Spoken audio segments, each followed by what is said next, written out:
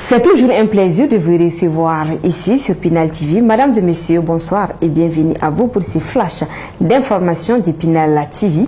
Le président de Tapital Poulakou Mali, Abousso, accompagné d'une forte délégation, a visité les locaux de Pinal TV ce lundi 29 mars 2021. L'objectif de cette visite, qui se situe dans le cadre du partenariat entre les deux structures, avait pour objectif de procéder à une prise de contact avec le personnel de Pinal TV. Le directeur de la chaîne s'est dit très fier de la démarche des responsables de Tapital Poulakou et un sentiment de satisfaction partagé par des visiteurs du jour qui ont émis des vœux de réussite pour Pinal TV. Écoutons les réactions au micro de nos reporters. C'est une télé que nous avions attendue depuis très longtemps et nous avions salué son avènement il n'y a pas très longtemps lorsque l'agrément lui a été accordé. Et nous étions de ceux qui s'en étaient réjouis le plus. Et parce que Pinal TV vient combler un vide que nous avions déploré depuis très longtemps. Et j'avoue que la visite de votre télévision montre l'idée de créer une télé pour Tapital Poulakou. Je me demande, est-ce que c'est encore nécessaire, dans la mesure où il y a une télé qui peut répondre à tous les besoins de communication de Tapital Poulakou, à toutes les aspirations de communication de Tapital. Est-ce nécessaire encore pour Tapital de s'en doter une? Non. Je pense qu'il faudrait tout simplement conjuguer les efforts, mobiliser toutes les énergies autour de l'existant. L'existant aujourd'hui, c'est Pinal TV. Porter Pinal TV au summum de l'exemplarité afin que Pinal TV puisse se hisser, et je ne dirais même pas au même niveau, mais au-delà du niveau des autres télévisions du Mali et peut-être de la sous-région. J'attends de Pinal TV un professionnalisme, une ouverture. Il ne faudrait pas que Pinal TV soit autarcique, c'est-à-dire qu'elle se referme sur elle-même, qu'elle soit ouverte aux autres.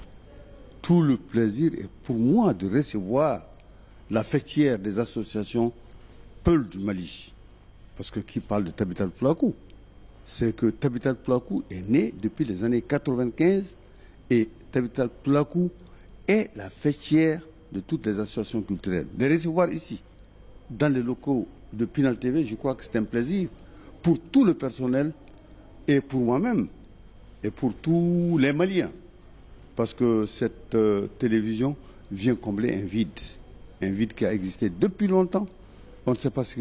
Mais ce qui a encouragé ici à Pinal TV, c'est que Pinal TV est une télévision ouverte aux autres langues. Parce qu'il n'y a pas une communauté qui n'aime pas entendre sa langue à la télévision. Contrairement aux autres télévisions, Pinal TV, ici, nous parlons 5 langues.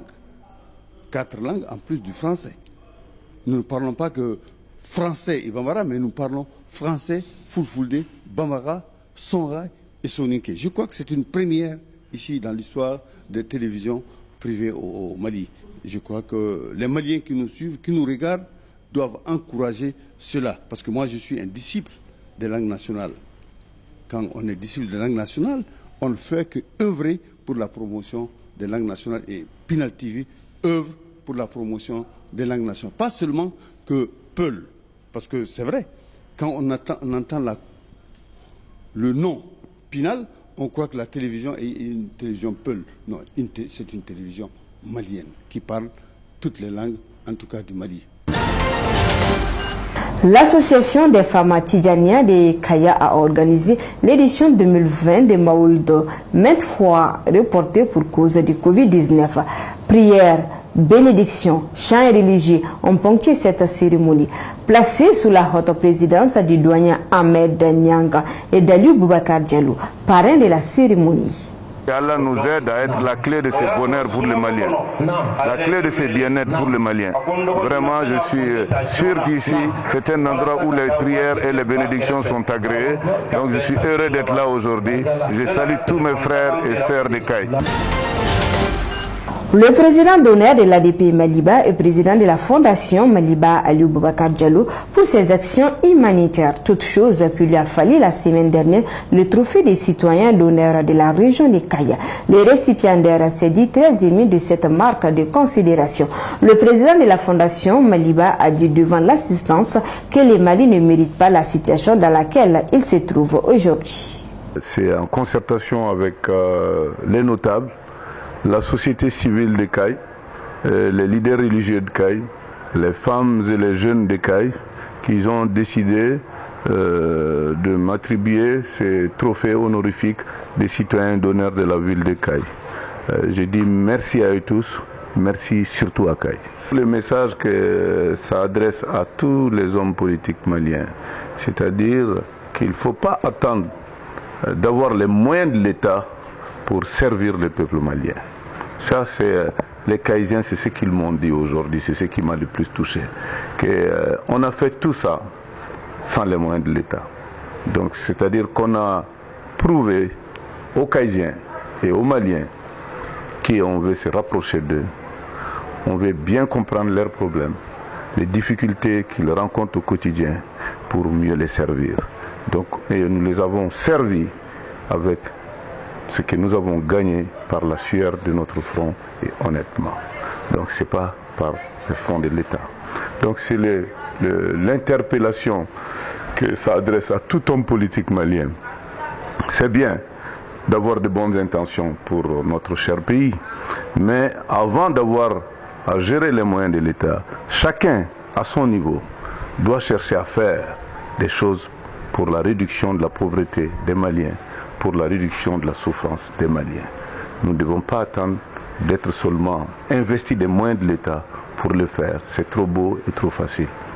Ça, je pense que ça va être vraiment une leçon, un enseignement, une interpellation que les hommes politiques maliens comprendront bien.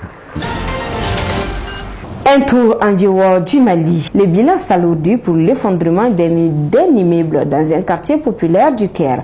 Alors qu'un précédent de compte faisait état de 5 corps, les autorités égyptiennes ont extrait 25 corps sans vie des décombres. Samedi matin, un immeuble de 9 étages s'est effondré à Suez, dans l'est de la capitale égyptienne. La salle de crise du gouvernement a été informée à 3 h du matin de l'effondrement d'un immeuble constitué d'un sous-sol. Un rez-de-chaussée et 9 étages dans les quartiers de Suez, dans l'est du Caire, avait écrit le gouvernorat dans un communiqué. Jour de deuil national à Madagascar. L'ancien président d'Amiral Didier s'est éteint dimanche à l'âge de 84 ans à l'hôpital militaire d'Ananarivo. Ses proches indiquent qu'il a succombé à un arrêt cardiaque alors qu'il était hospitalisé depuis mardi pour un contrôle de routine dû à une petite grippe. Les hommages à cette figure emblématique de la vie politique malgache se sont succédés. L'ancien chef d'État Marc Ravalomanana, grand rival de Didier Arasiraka à la présidence de 2001, a fait part de sa consternation et sa tristesse en apprenant le décès de l'ancien président. Cette élection contestée avait mené à une crise post-électorale et des affrontements entre leurs partisans, puis à l'exil de l'amiral en France. Eri Rajonari Piana, le président sortant, a lui salué un patriote, un homme qui a œuvré pour la réconciliation nationale. Et c'est ce qui met fin à ces flashs d'informations. Nous vous donnons rendez-vous même heure sur Pinala TV. Que Allah subhanahu wa ta'ala bénisse notre pays.